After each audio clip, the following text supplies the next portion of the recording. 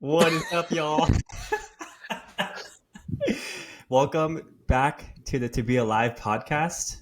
This is episode 2 of Saints in Pairs, which is a special series. If you want the backstory for the name, go watch the previous episode, and you'll get it. So, welcome, Andreas, our guest for the series. How you doing today, man? Pretty good, man. I feel like I haven't seen you since the last time we've spoken on here. I feel like maybe we hung out once since. Yeah, Do you know what we did? I don't think I've seen you since. And guys, the funniest part is he got back from a trip like yesterday, and I haven't spoken to him until now. So We're literally going to use this podcast to catch up. it's great. So I'm Couldn't ask for excited. more. I'm excited about it. Like I'm so curious about what's been coming up for you since we last spoke. I think it's been about 10 days or so since our last podcast episode. So you want to kick us off? Let me know what's been happening in your world. You know what's crazy? I was on my way back to my apartment to record this, and someone hit me from behind in the car. And the funniest part was, I mean, we weren't going very fast, but I was already late, and I had told you, hey, can we push it back a little bit, whatever. And then she hits me, and I'm like, maybe we're going to be even later. And so I pull over to the side, and we're in the median highway. And I could tell she's frazzled. And I look at my car, and I look at her car, and I'm like, it's not worth it. Like, it's not worth the whole, like, stressing her out, insurance, this, and that. So I literally, like, before she could even get out of her car, I just went to her window, and I was like, it is okay. I was like, I hope you have a lovely day. And she was like, are you? And I was like, and then I left. And I made it late, but on time. Wait, there wasn't much damage to your car? Oh, She had a little, like, some dents on her car, but I was just like, bro, I drive a beater anyways. Like, I yeah. don't, and I couldn't see anything notable. And I'm like, dude, I'm getting sued right now for a fraud case where we hit them at 20, one of my drivers hit him at 20 miles per hour. And he admitted nothing was wrong on the phone call with me. And then he didn't want to use insurance, was willing to be generous. And then the next day, he must have talked to friends, and they told him, like, we saw this on Facebook. You can make a bunch of money on insurance stuff. Just say that you have a concussion. Sure enough, he wakes up and says, I'm using insurance. I have this horrible concussion, and he's suing me for $1 million. That's what most auto insurance policies are. And I mean, insurance will handle it. It'll be fine. But it's like, and then when that happened, another thing happened to me that someone else hit one of my drivers, and then they were suing them and trying to sue me as well. This is all within 1 month. And then I accidentally on New Year's was like exhausted and like bumped into a guy. The same thing basically this girl did to me, but like no damage. The guy said he wasn't going to put in a claim. He seemed nice, and then all of a sudden I found out he put in a claim. So I remember within one month, I had 3 situations where I was like, it was hard not to be angry at the world. I was like, why? Like, taking advantage, like, it raised my premium right now for insurance. Like, it's right now it's going to probably double to the point where I'm like questioning profitability of the business that I'm in. And this happened again 6 months ago, and now I'm seeing some of the downsides now. But when it was all happening, I was like, it's so sad that people, I mean, they're not doing it directly against me. They're just taking advantage of the system. But it's crummy because they'll like lie to like get money, and I don't know. Something in my heart's like, I'm not a fan of this stuff. The moment she hit me and I saw there was like basically no damage, I was like, this is for you. Like, I don't want you to stress about this today. We don't need Yeah. to know. We don't need more of that. Yeah. And just for background for anyone listening, Andres runs a transportation business. He owns a fleet of vans, and so these kinds of things happen. What was the lady's reaction when you kind of went up to her and let her go, kind of forgave her? Um, you could tell she was like maybe she was gonna cry a little bit before I came to the window, being like, I'm so sorry. Like and I was just like, honestly, don't even worry about it. And she was just like, oh, thank you so much. So it was sweet. Yeah, it's nice when like you feel like they feel bad. Like it's one thing for someone to just hit you and then like try to play it off, like, oh, it's your fault, or whatever, make some excuses. But when someone clearly shows that, like, hey, I fucked up, right? It's like, why would you go and make that person's day worse at that point? Exactly. There, exactly. But some people aren't like that. Some people like to take their emotions out on others or whatnot. Um, I've had a couple friends in the last couple weeks like take note about the fact that what's the word? They're like, "Why don't you ever get angry?" And I was like, "Why would I get angry?" They're like, "I remember I was on the intersection. I was coming home. It was later at night, and I was dropping a friend off, and this one guy got into both lanes. Like he was one car inside of two lanes." And I was trying to go around him because I'm like, I'm trying to make the left turn and exit. And he gets and blocks me. And he starts like flicking me off and, honking. And so I was like, this is really interesting. And the people next to me are like, I don't know what's going on. So I like someone else, I end up backing off. He gets back towards somewhat in the middle, but a little bit more to the right. And then some other random car like drives and he tries to block him again. But the guy barely weasels by him. So then while he's trying to do that fiasco, I just start passing him on the other side. Um, at this point, he's like, we're looking at each other. You're next to each other. He's just like giving me the bird, and he's just like, what the f? Like, can't you see that there's it's gonna merge anyway. Stop trying to cut people off. And I just literally looked at him, and I was like, I hope that you know that I love you. And my friend was freaking out. Right? They were like, what are you doing? Like, I'm so freaked. He's like, please don't look at him. I'm so nervous right now. And I was just like, why are you upset? And then I just like got back in my lane and like left. Um, I'm like, why? Yeah, What do we gain? yeah. There's this phrase like "beat them with kindness" or something like that. Kill them with kindness. I feel Kill like them with that's like a kindness. Taylor Swift or something. Is that a Taylor Swift? Oh my god, I don't know. I've been saying that for so long. If it's a Taylor Swift lyric, I'm gonna cry. That's hilarious. Fair. Oh man. Can I Well, ask you something? yeah, You want to do an energetic check-in? of course. The staple. I want to know, bro. I have so many questions for you. Like, ever since I heard your message that you were back, I was just like, there's so much I want to know. But before we even go there, I'm like, where's your heart right now? Yeah, and this is all going to tie into the story and everything I share about my experience. And just for context, I just went on a meditation backpacking retreat in the Colorado mountains. Shout out to Vivid Void from Twitter if you're listening to this. And Wiston, they Big were the Viv. two facilitators for the event. And it was basically spending 3 or 4 days, I think it was 3 nights, 4 days in the wilderness, completely disconnected from society. And I'm just with a bunch of strangers, basically, who I've never met before. I've only met online or had a couple interactions with online on Twitter. So yeah, just a very intimate way to spend time with people that you don't know. In the wilderness, like every minute you're with these people, you're kind of like you're helping each other along.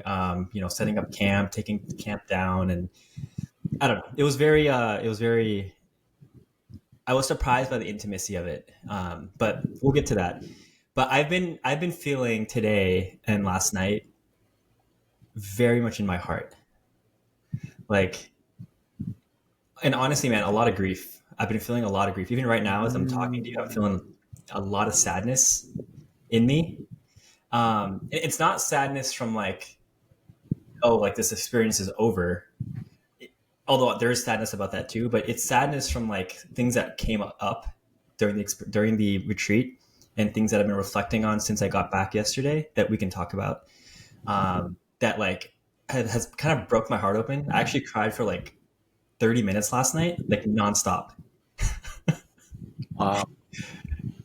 So I'll let you if you want to ask about it. But first, I want to check in with you as well. How are you doing energetically today?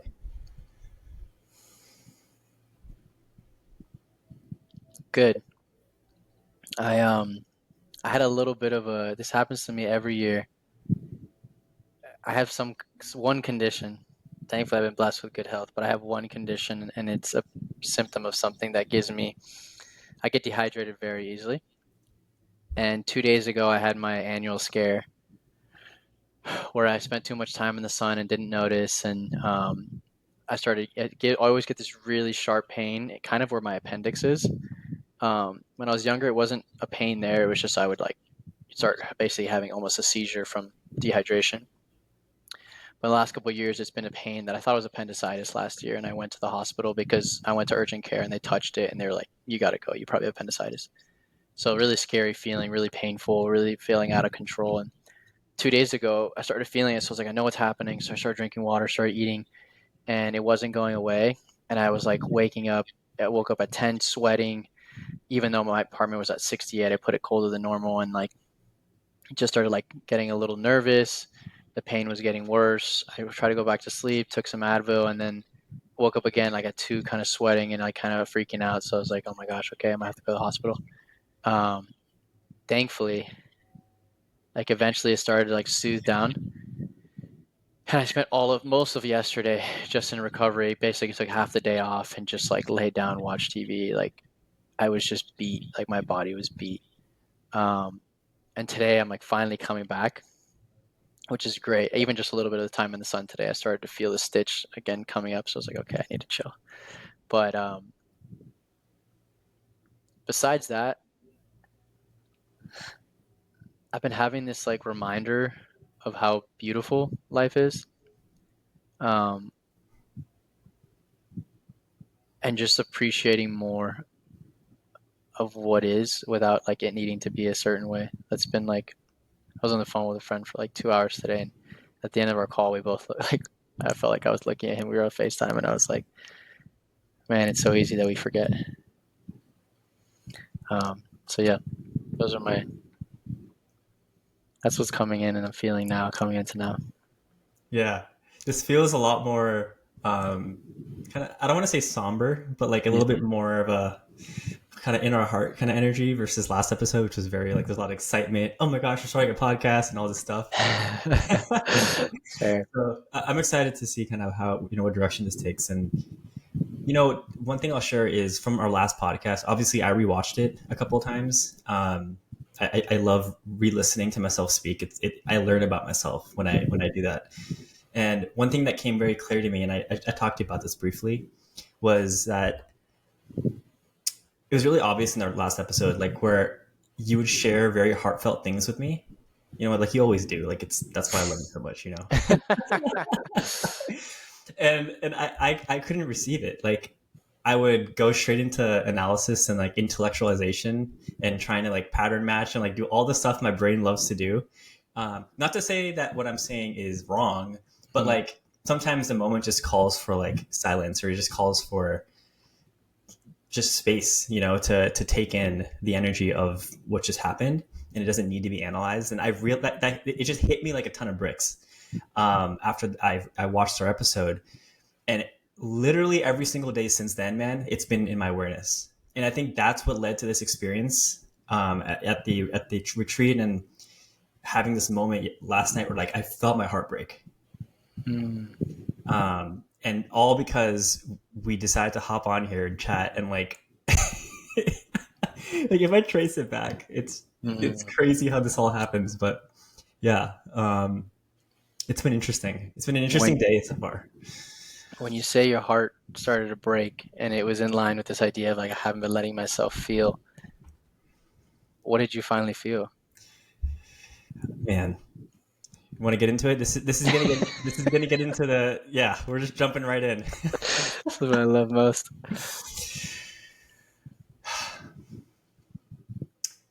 So I'm gonna have to give you some context, and listeners, I want to give you some context about this retreat to kind of set the stage, and then it'll hopefully make sense.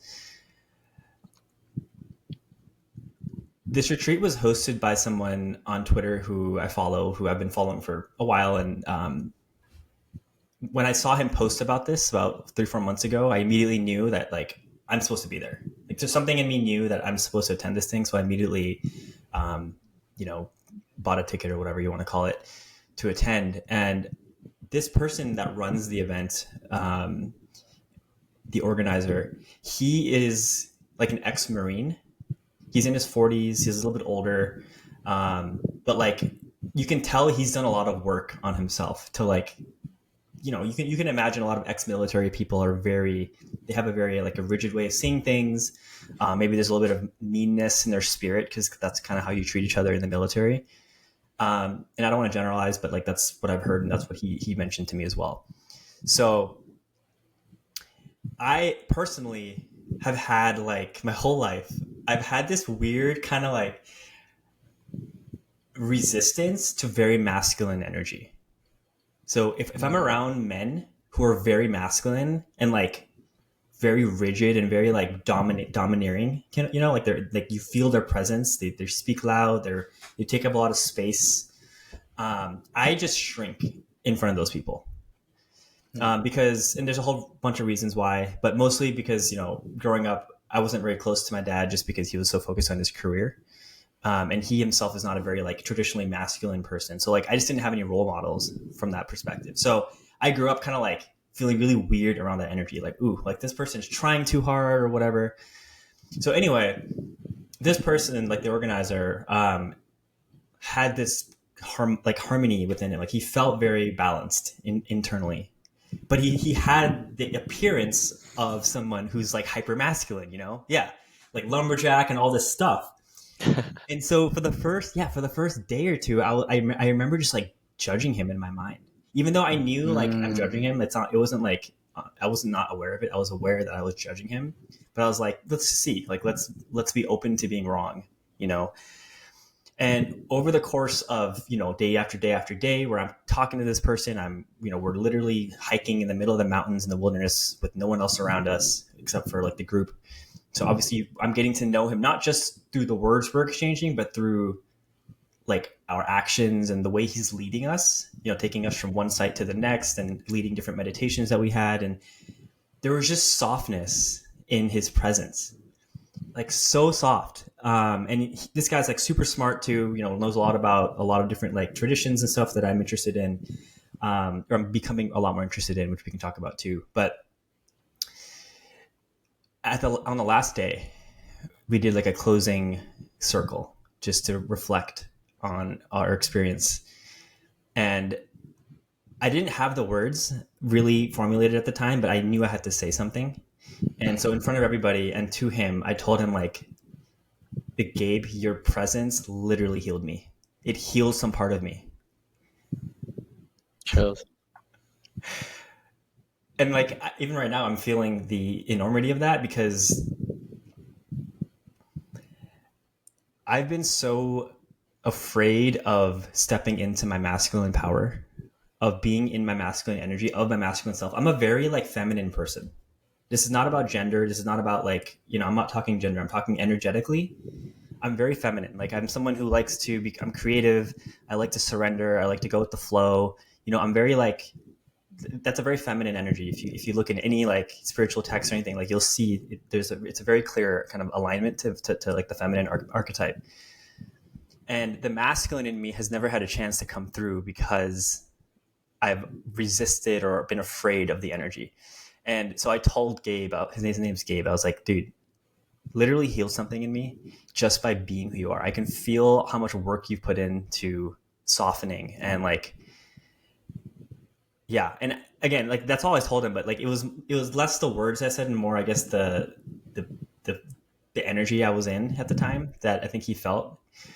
And then when I got home yesterday, I just been feeling like a pit in my chest. And I was like, what is going on? Why do I feel so sad?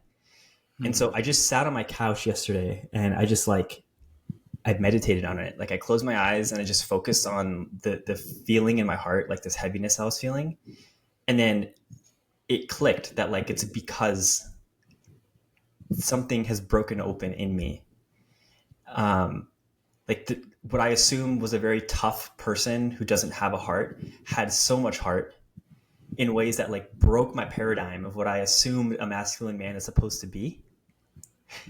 And it gave me an example of someone who's like walking the path to their truest self, living from a place of love and service to the world, yet can maintain a masculine appearance, and they can be masculine organize events like this, and he wants to start like a Dharma center, which is like a, the way, the Buddhist way, in the city he lives in Boulder, in Colorado. Like that's what the masculine is. It's that forward energy, and like it's just, I don't even think I understand what this means right now. I'm just like grieving my past self that was so afraid of this feeling, of this energy.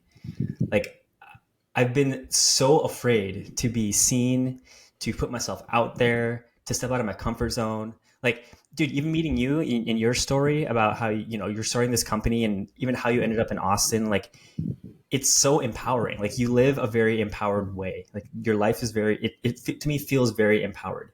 You're like, I don't want to do things the way everyone else does it. I don't want to do things that I'm supposed to do it. I want to do things that speak to me. And that's living from a place of integrity. And I just like until recently didn't have that. And because I was so afraid, I was so scared. And I was so like, so yeah, man, I don't know. I don't know if any of this made any sense. I'm kind of rambling about it, but No. it's raw right now. It feels really raw. And like, I'm just sitting in something that feels like it's going to take some time to, like, I feel like I want to cry right now. Beautiful. It seems like the moment that I saw you most touched, and I mentioned it last time on the pod, was when I got to like ask you questions about you, and it made you emotional. That's the only other data point I have. So when I hear you saying this, there seems to be a connection towards like a part of you that never got to be seen, a part of you that never got to be known, never got to be expressed, and thought you was only supposed to be a certain way. And then you had an embodiment of it in somebody. And then when I was asking you and getting to know you, and you were like, someone was interested in knowing your story, it like turned on certain parts of your heart that thought they weren't supposed to be like known. Yeah. And it's like, thank God they're being known. It's so funny how this all works, man. Like I can't help but sometimes just laugh at it all. Like it's so beautiful, but it's so funny because it's so silly and so random and so unexpected. Like some part of me always knew, not always, but recently knew that like it's time to step into my masculine. It's time to embody that side of myself. Even starting this podcast is kind of an expression of like, okay, let's take some actions actually, to do something that I'm creatively called to. But like the way that came, I could have never guessed. The day before this retreat, I was kind of like, I don't really feel super excited about it. Like I just came back from another trip like 3-4 weeks ago. I don't really want to go on another trip. I also sprained my ankle like a week ago. So like, I was like, I have a bad ankle. I'm going to be hiking a lot. I kind of want to just be at home and settle into my new apartment here in Austin. Doesn't feel like I'm too stoked about this trip, but I told myself, stay open. You never know what's going to happen. And of course, because of that intention, like I think it was perfect. Like my soul knew when I signed up for it way back when that like something. It was the right thing. Yeah. It was for you. Even though your humanity was coming up right before, which is so human. Every time not a big decision, but sometimes even a big decision that needs to happen starts to, got to take the next step. You're like, I don't know. But you trusted that voice. I'm curious if the people that were on the retreat were there for the similar reasons you were. Like, what was it about him, or did you feel like it was very different? I think it was different. I think everyone who was there for their own reason. So honestly, some people just seemed like they were there just to hang out, just to have fun, which is completely fair and fun and like understandable. Others were there to be around like-minded individuals. I think that was definitely, I would say, a common thread between everybody. I don't know, like everyone else kind of just seemed like we all just. It was very interesting because we all were very cohesive as a group. There was 10 of us. Like there were no egos. Like everybody seemed to actually want to help others and be. willing to like at any time offer help, offer support, offer assistance if someone forgot something. We had a couple of like really cool campfire conversations where like we're going around the circle. You know, there's something about the campfire, dude, There around is fire. something about the campfire. Yeah, we get real with each other, and again, we just met each other like less than 48 hours ago at the time, and so this also like is getting me excited because it's like if in that amount of time I can feel disconnected to people I've never met before, like what does that say about how we connect in society generally today, and how much opportunity there is to create spaces where people feel like they can actually be with one another and be safe in others' presence. Like, right, man. Like that's something that I'm Mm, definitely going to be thinking about, and that's what the organizer is also going to be. He's creating a community out where he lives. So mm. yeah, I don't know. Do you feel any calling to create spaces for people like that, or do you just like want to see more of them? I do, but in the right time.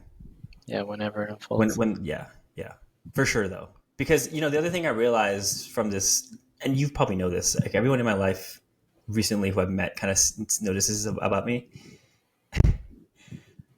I like almost meditate relationally with people. So what that means is when I'm spending time with someone. So if like, for example, we had our podcast previously, right? Our last episode. I will go and I will reflect on how I showed up in that conversation. And I'll know if I showed up in a way that's true to me or if some part of me was afraid to be seen or whatever it is. Like, and that becomes feedback for me that like I try to embody next time I spend time with someone. And it's like the more I spend time with people and then I retreat into my own solo, like my own solitude to like reflect on it, the more I'm learning about my tendencies and patterns when it comes to how I show up for people. Because all I want to do, man, Mm, is I want to show up for people exactly like purely as who I am mm. and ultimately in service of the other person.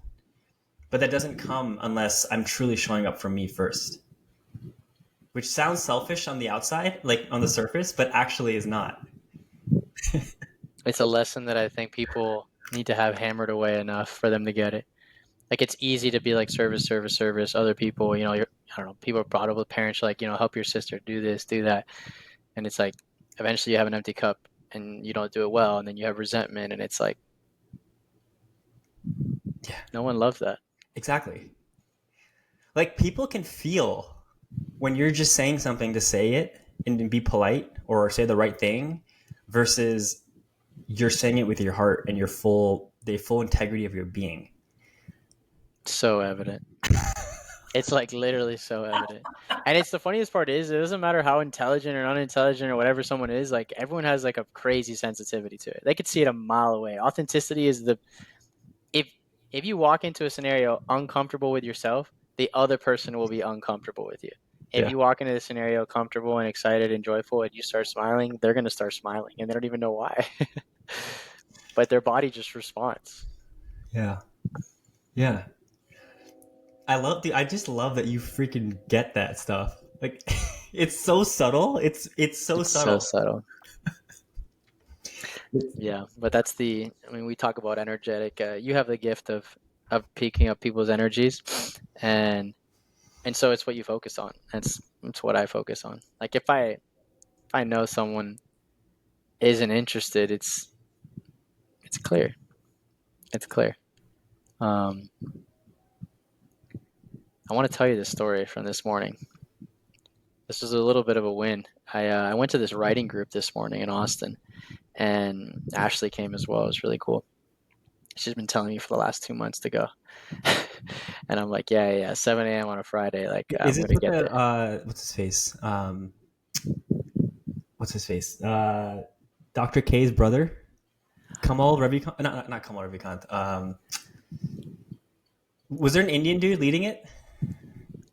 I'm not sure. I don't think he was there today, but there was a Okay. Sarah is the name of the girl who was the co-leader. So there's two of them, but I don't think he was there. But Okay. maybe.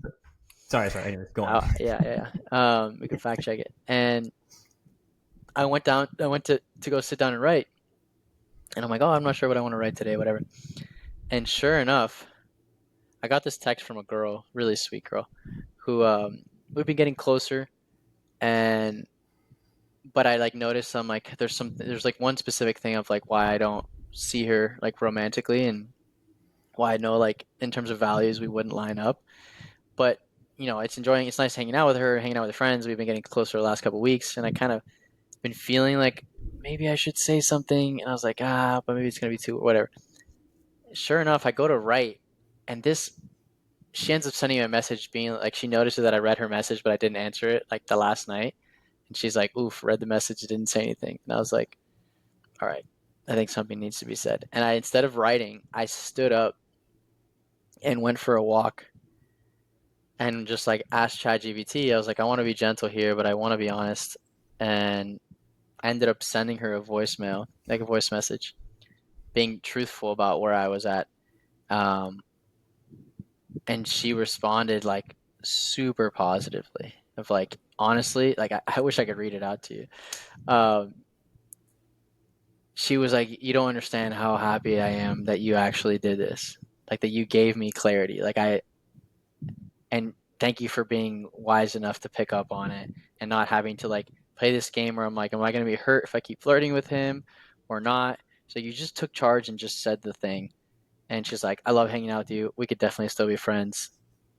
Thank you. I don't know why I wanted to share that. I was very grateful this morning that I just knew I needed to say it, and then it happened, and I was like, one, I also thought of you because you're good at encouraging me to be like, address the thing, like say the truth, turn and burn, keep going. Yeah, man. Thanks for sharing that. What do you think? Not to get all heady, but I'm curious. What do you think you learned from that? Like, there's kind of like a feedback loop there, right? Like, what do you There think is. was the insight you got from that?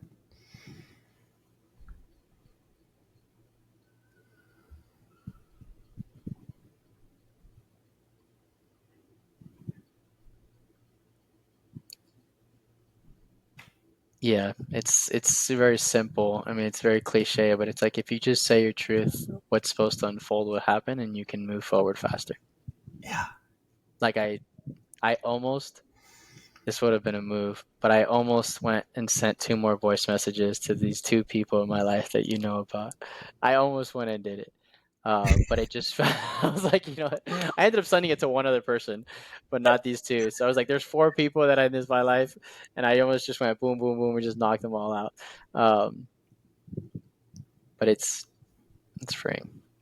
I love it, man. It's funny you mentioned this because it's something I've realized too. I'm realizing in every time I do the same thing, I also get a wink from a universe that's like, Mm. nice, good job. Like this is okay to do. People aren't going to hate you, and people aren't going to like, you know, dislike you or reject you or anything. There's nothing negative that's going to come from this. You're just going to feel clean about it. Like you're going to feel spaciousness. Nice. Blueberries for the audience in a cup. Yeah, like you're just gonna feel spaciousness and rightness about it, and Mm. it's never as scary as it seems to tell the truth. Because like imagine if like you played into the anxiety of what's happening and you tried to Mm. like cover it up in some way, Yeah, or it just becomes bigger and bigger and bigger. yeah, literally. And it's like it doesn't need to be like this. Yeah. Dude, I was talking to someone yesterday on Zoom, like a friend of mine back home, and we were talking for like an hour maybe, and in the last like 20 minutes I just felt like my energy was like I was kind of checked out of the conversation. But this person was like expressing very like deep things with me about just a lot of like despair they feel these days, about a lot of world events and stuff like that. And my usual instinct has been like, let me try to fix the problem. Let me try to help this person. Let me try to say something that might, help them see clearly or whatever. I was like, my energy wasn't there because, I was grieving, like I mentioned earlier. And so I was just quiet, and I just stayed with him. And for 20 minutes, he would speak, and then we would fall into silence. And then he would come and speak again. And then I wouldn't say anything, but I would just stay with him. And then eventually I said, hey man, it's like 11:30. I need to go to bed. Thanks for sharing all this. And then he was like, oh yeah, no worries, man. We'll talk later. And I got a text from him. I woke up this morning and I saw a text from him saying like, hey, I really appreciate you. And I was like, You're like, I didn't do anything literally except listen. I didn't do anything. And I thought that I was being an asshole because I was not saying anything while this person's literally telling me how much the world is like falling apart around him. And like, he doesn't understand all the shit going on in the world right now. And I'm like, oh, because I didn't help him or I didn't say something that's going to help make him feel better, I'm a bad friend. And then I wake up honoring my truth. I wake up to a text from him saying, thank you.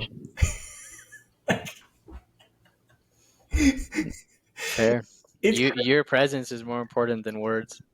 Yeah.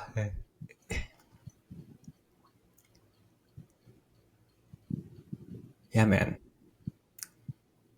If you were to try to put into words what you think God has been trying to tell you recently, what do you think it would be?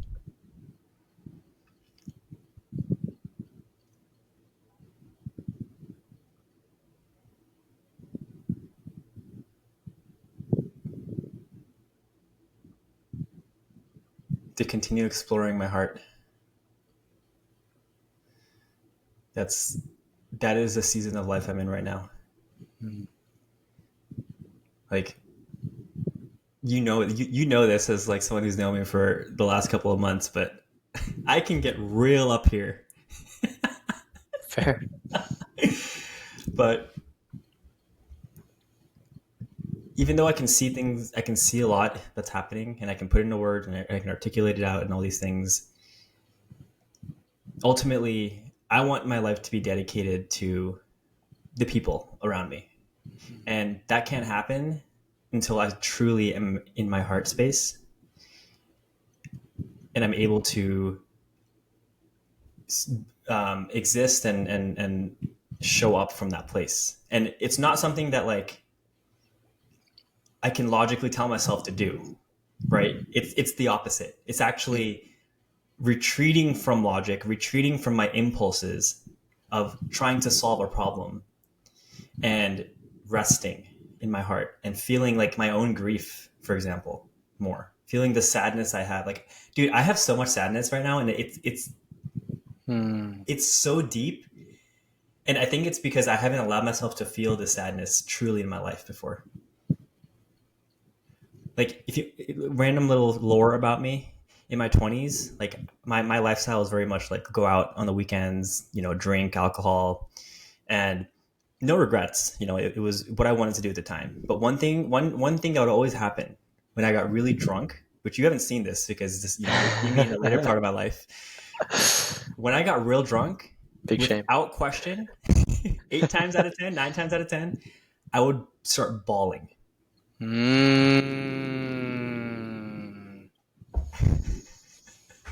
Wow. That says a lot. And dude, for years I didn't understand what the heck's going on. What am I'm not sad. Like in the moment, I'm not sad. Like I'm with friends. We're, sometimes I'm like, I would go off on my own and start going for a walk or something while everyone's inside drinking at the bar. That's when I would start to cry. Or if I'm at like a music event with my friends and I'm drunk or whatever, I step away for a moment just to like absorb the music. I start to cry. And it became this almost like this meme in my group where like I was always crying when I drink. It's quite a reputation. Hey, at least they loved you enough to make fun of it instead of like funny you in a bad way. But yeah, it was all love. But I got told I'm like very emotional and whatnot, as we do. But I'm starting to understand what that is. It's just that was the only time the walls You came could, down yeah, the enough. walls came down enough. It's, can I say this? I think you gave me permission last time. The one time I kept referencing when you cried when I was listening to you on your couch and when you told me your story, you were high. And I remember being like, I feel like his walls are really down. They're like fighting to stay up for like one last second, and finally I was like, bro, I want to hear your story. And it was like, Yeah. for a second I like saw you. Um, what do you think? I mean, there's so much to it, like a whole life of like that's never really been grieved. You can go through endless things, but is there stuff specifically, relationships, people, situations that have been like coming back to the surface, or do you think those still need to pop up from the past?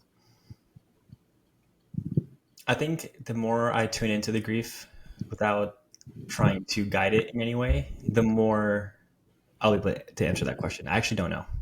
Beautiful. Yeah. Right now, or last night, the grief I felt was the grief of being afraid of my own power, truly, like never being, not loving myself enough to take the steps and leaps in my life that I always wanted to, and to see myself in the way that I've always wanted to, because I vilified or villainized that energy, which is the very masculine energy. So I grieve that, and that's deep, and that'll probably take time. I don't think I finished grieving that. Like I was crying when I stopped crying yesterday. I realized like there's way more here that wants to be felt. And it's funny because on the other side of that grief, it's just love. Yeah. It's literally, it's the thing that's been wanting to be loved, that was neglected, not seen, pushed away. That's the thing. Yeah, exactly. And like when I feel the grief, I also feel the love for myself. It's like, holy shit, I have so much compassion for that version of myself that was struggling so much in the past.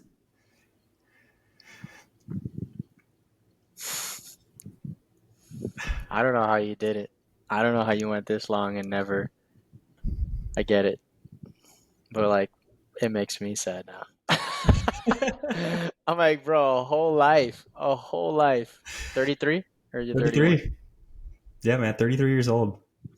I've cried. It's like it's funny because I would be like, yeah, I cry. I had a breakup like a little bit over a year ago, and I cried like a lot and for a long time. So I'm like, oh, I'm healthy. I can cry. I can let my tears flow. I mean, I unfortunately know friends and others who cannot cry, like as much as they try. And I think people that are not able to release their grief through their tears are the ones that become depressed and angry. Um, Fair. but yeah, It's gotta come out somehow.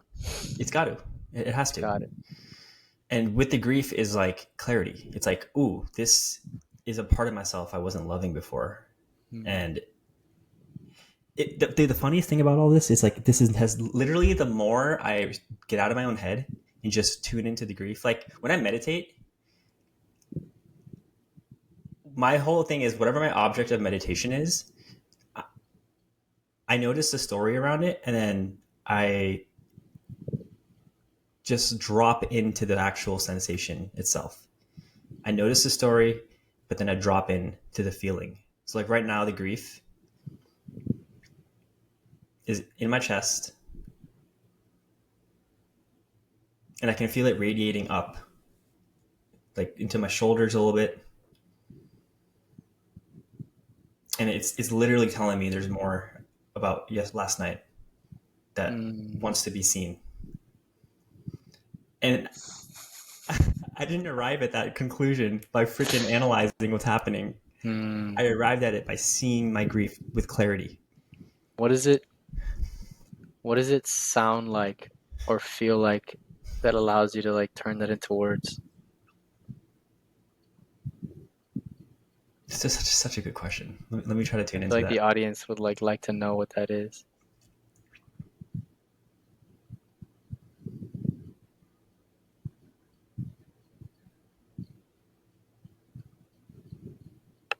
I can't explain it. It's not it's not something that it's not linear. Does that make sense? You know what came up when I keep going, keep going. Yeah. No, go ahead. Go ahead. I closed my eyes and asked myself the same thing, and the only thing that came up was like, it's you. Yeah. Like it's you. Like it's actually Akaash, or it's actually Andres. Um, and so when you know it, you just know. Like it just makes sense.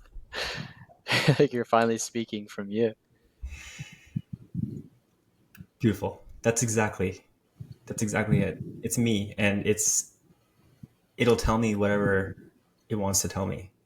But what's crazy is that you can hear it now, Yeah. because I think that's the hardest part about when you're heady, is that when you ask yourself something real or hard, should I be with this girl?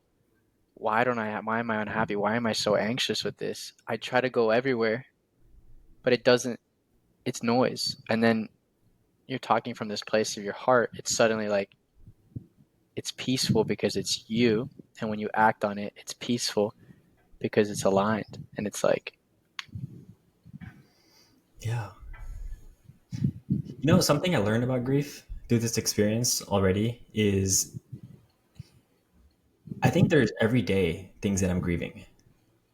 If I say no to plans with someone, there's grief of, oh, like I might have disappointed this person. mm, If I decide to eat out instead of cooking at home, there's grief that I didn't honor what I really wanted to do. mm, And so like there's so much sadness. fair. But it's just love. It's just fucking love, actually, when we see it. Mm, And so like I think you asked me earlier, what do you think God's telling me? I literally think it's to right now it's feel through my grief because that is how I'm going to see myself wholly. I'm getting the chills. I need to tell the audience this. This is something I've had such a weird relationship with chills. And when I was really religious and like certain really powerful moments would happen, I would get chills down the back of my spine. And I remember it happened so often around beautiful, powerful moments that I remember I was like, I never told this to anybody because I thought it was weird, but I'm like, I'm pretty sure every time I feel what I called the spirit back then, the Holy Spirit, I would get chills. It was my indicator. And now that I don't, practice the way I used to, and every time I hear something say something that is like deeply aligned or just like has so much resonance, I get chills. It's the same chills. And I've had it like 2 or 3 times in this convo, and it's like around the same resonance. But I see it. I see you.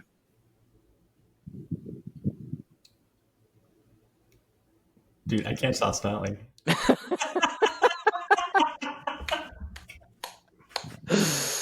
uh, This I is such like this. I like this version of you, man.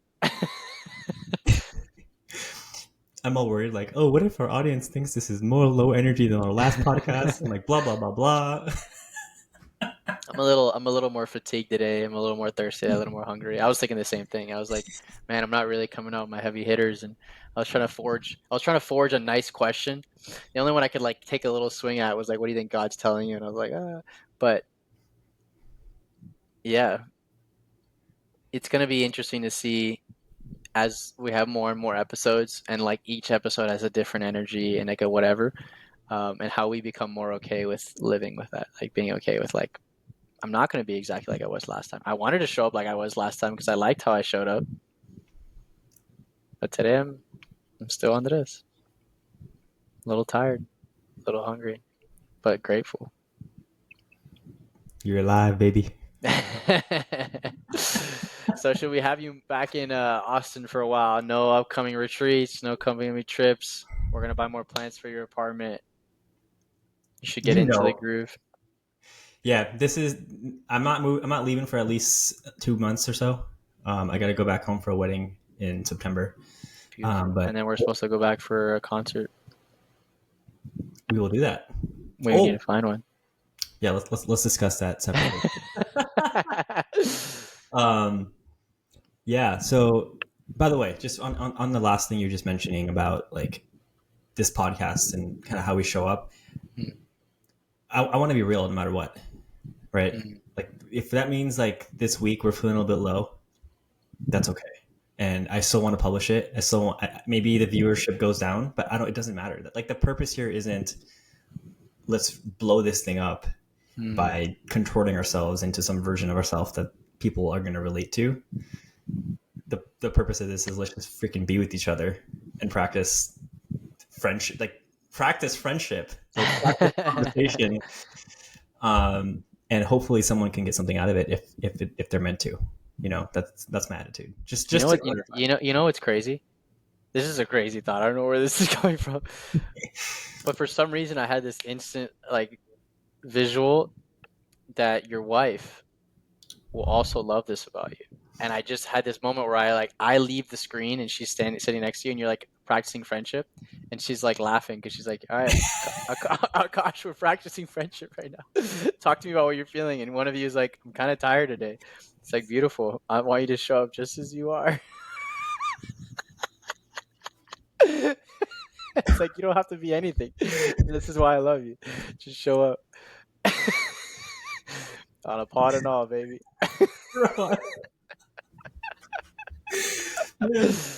I can't wait for that, to be honest. Makes perfect sense. It's coming. I hope so, man. I know it is, but You're such a catch, bro. I gotta.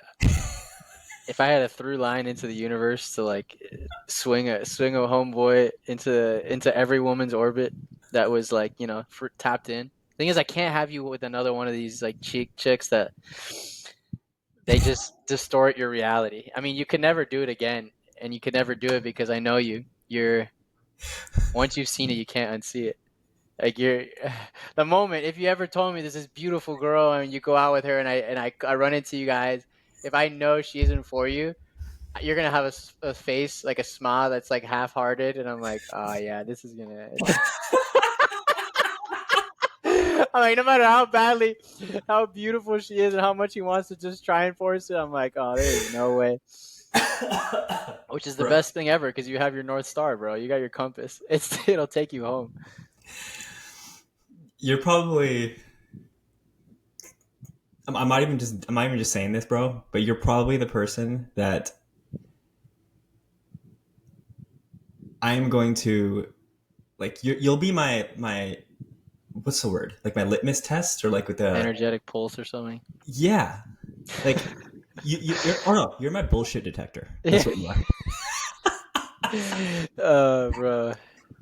The funniest part is you the moment you'd say it, you would look at me and be like, all right, we both know Yeah. that I mean, was bad. I would hope that at this point I can see clearly where like I would feel the weirdness at first, but yeah, man, it'll But I mean, happen when it's meant to. yeah, yeah. Beautiful part is like it'll just cleanse you more and show you more. Everyone loves to be validated, though. We love a beautiful person who's wanting to talk to us and have us take them out. We love that, but it only lasts so long before you sit down at the other end of the table and you're like, "How are you? Like, what have you been thinking about? What tells you about some book or this or that." Those things that just light you up, it's natural. When it's like you're trying to force it, it's so not like you anymore. Like I'm not even like 10% of me is ever worried about that anymore. Yeah. I'm gonna ask you about that topic real quick. Please. Women. Oof. Tell me a little bit about what's been happening with that in your life. Like, how are you seeing it?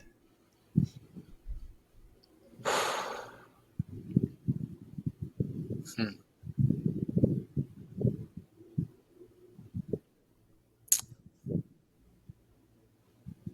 For some reason, a part of me doesn't want to share right now. I and I think it's gonna come up in the upcoming episodes, but I'm like, I'm not ready yet. but ask me again. I will. Yes. Do you want to? Would you answer the same question? Yo, I like completely like dodge it. I'm like, I skirt the intimacy here, and then I'm like, yeah, but you got it though. You got it though. That's not even fair. You don't even have to answer the question. No, dude, let's go for it. Let's go for it.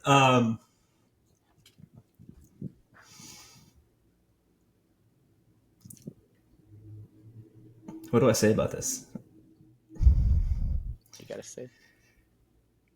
I'll say this for the audience. I think anyone listening to this at this point is invested in our conversations, and so I'll start to reveal tiny things about myself, and I'm sure Andres will do the same. Andres will do the same in due time, as we kind of have these episodes. But one of my longest lived dreams I've had in my mind, like honestly, since I was maybe 11 or 12, and I think I've shared this with you before, is the joy of being in a happy relationship, the fullness of being in a happy relationship, the idea of just having like someone to tango through life with, someone who can reveal to you the ways that you're not yet whole, or not remembering that you're whole, because we're already whole right now. Every single one of us, even you listeners, every single one of y'all are whole. We just don't remember. And so having like a partner who can help mirror back ways that I'm not seeing the wholeness that I am, which is kind of what this podcast is in a way, like you mirrored to me in ways. But having that as your partner, as the person that you're building a life with, like, yeah, there's going to be a ton of growth in that. But like beyond like the objective benefits of having a relationship like that, there's such a magical, like magicality to that vibe. Like it feels like truly like an adventure of a lifetime to be able to experience all of that together with someone else. Mm-hmm. So I've had a very weird romantic past in ways that, I'm not going to get into right now, but I've never truly been in a happy relationship. And I forced relationships left and right my whole life because it's this one thing I've wanted so much that I went out and tried to chase it. And I'm not someone who likes to do a lot of like short-term stuff. I'm not like a one-night stand kind of person that's ever felt right to me. But relationships, like longer-term relationships, medium-term relationships, like 1 year plus type thing, I've historically chased because of that vision that I just described. Like, I want that so badly. And in the past, it was, and this is common, I think, and most of anyone listening to this probably relates in some sense of like, we want to find someone else that fixes or fills the gaps in ourselves in some ways. Like, oh, like they'll heal, they'll fix parts of me that I'm not, like together we'll be complete, And that's like the biggest lie that we've ever been sold. Mm-hmm. But that was the motivation from which I went and got into my past relationships, and it just created suffering on both ends.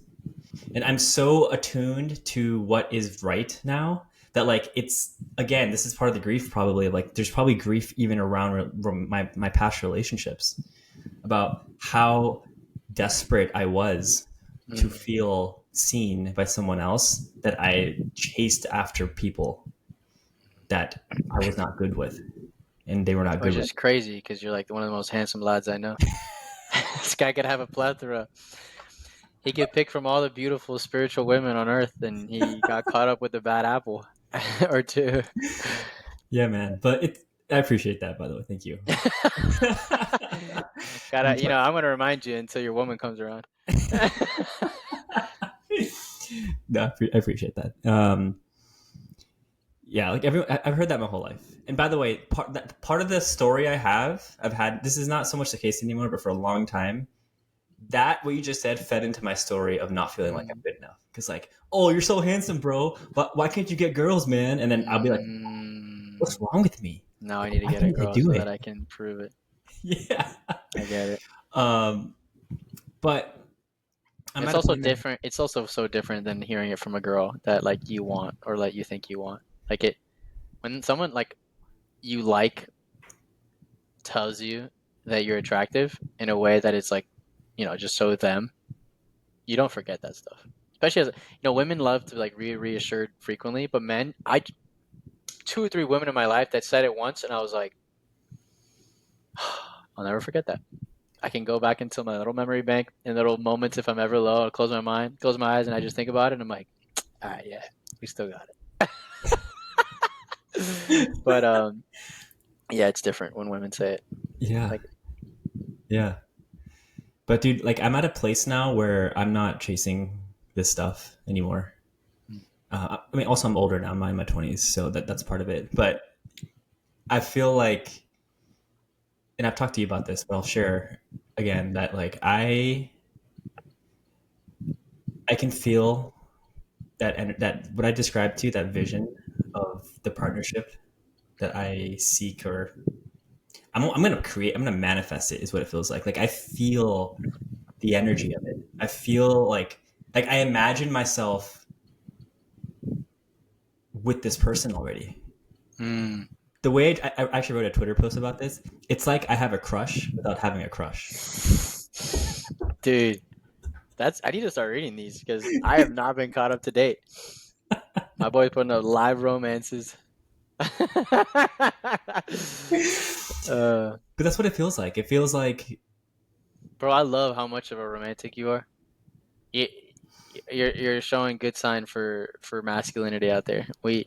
This whole episode, you're just like so in the heart, so owning of these things. It's so accepting that you have grief, so accepting that you have, sometimes you want to cry, and it's like, yeah. I mean, if you guys haven't met Akaash already, he's also the guy that like hits the gym. His shirt off, you're gonna be like a little nervous around. You know what I mean? So like, my man's got it. He's a little sensitive side here. Man out there. But I love this. I love this. I love it, man. Thank you for always putting me on blast in the best way possible. uh, if any beautiful women hear this or have friends that hear this, just message me that you want Akash, and then or you want to meet him. You don't need to want him that much yet. Give him a chance. See if the energy's there. But certified wingman over here. I got it. I got it. Oh man, You're the admissions counselor. we have to do one interview before we let you guys go out. Before I introduce you guys. Could you imagine? That'd be so funny. Little side episode. All right, man. Anything else you wanna speak to? Anything else coming up for you? We're about an hour in. The last thing in my heart is saying is like, well, maybe we should do like a thing you're grateful for or something, or like last thoughts. But Perfect. I'm happy we had this episode that was a little bit more like somber, and also I'm leaving this episode with this reminder of like it's also good to go have fun. Like today, I will go have fun after this, and spirits will be lifted. It's a beautiful yin yang. It's all the things we love, all the emotions. Yeah, I love it. What are you doing after this? Hey yo, you trying to run it up? Let's go! All right, I'm coming over. My I have some friends. Oh, you should come. I want you to meet them. I have some friends going to Zilker to watch some. I don't know if it's like a musical. It's not for me, but I told them I'd bring wine, and they're bringing food already made, and we're just gonna sit on like blankets and do like a little picnic and just like watch this musical as Joker. And I told them it starts at 8:15, but I'm like, let's just get there at 7. Like I can enjoy your company, and the musical starts. If I don't like it, I can leave. So you should come with me. I'm in. I just invited myself, but I'm down. Let's go. All right, man. Why don't we do a quick reflection? I think you kind of did one already just now, but if you want to make it a little bit more formal, like, how do you feel about this episode today, and any last words before our next one? Bro, I'm so grateful that one for having more secure friendships with people that actually accept me for who I am and what I believe at this season of my life, so that I can like be confident about severing certain ties or being honest with people from my past. because I know even if they don't take it well, I'm still like loved by these others. And I've tried for a while not to be like the person who, needs externals and like, you find all the truth and love within yourself. But at the same time, I'm also human, and it's like nice to have good people around you. Same reason why you want a good wife. So she reminds you of who you are. Like my good friends remind me of who I am. And you, my friend Ashley, and a couple other people, shout out Sarov, another buddy of mine. You guys make me feel so loved in a way where I'm like, it doesn't matter how many people like don't like who I'm becoming because I have these people. And so I never thought I would be able to say that, and it's already like coming so quickly. So thank you. And thank you for being so freaking vulnerable and going out into the mountains so you can find your heart, so that you can bring it back and like be more embodied in it. Such a gift to me. Bruh. Oh, so much love. Thank you for saying all that. I'm about to give you so much wine tonight. Weak, bro. Oh my goodness. Man, I just want to say, like, I mean, first of all, everything right back at you. You know, I do, and I'm always going to say this, which is like, your external reality is a mirror of your internal reality. So, you finding these people, finding us, is a testament to where you are in your heart and in your journey today. And yeah, man, thank you for always holding space, and you are the reason I am having these, like, I'm learning to drop into my heart. Like you, my friend Andres, because you live from the heart, man. Like, I have never met anyone. I'm not even saying, I mean this, who is as rooted in their heart center as you are, especially as a man, especially someone like you have this free spirited kind of like, you're just so alive. Like when we're out, you're singing, you're dancing, you're skipping around. Like you're just a doofus in the best way possible. That's so fair. like when you're living from the heart, like you can just play, right? And like you will literally teach me that every time, every minute I spend with you, you teach me how to play and how to love. So thank you for just being you, man, and thank you for being down to do this podcast, and like whatever this turns into, it already feels really special. With 100 views or whatever we're getting right now, which is already overachieving in my opinion. That's crazy, bro. I was like, why does anyone sit down and listen to this? Like, it's beautiful. Yeah. So I'm grateful for you today. And we'll get wine drunk later. So, Hell all right. yeah. With that, wraps it up. We'll wrap today's episode up. Thank you all for tuning in, and we will catch you next time. Much love.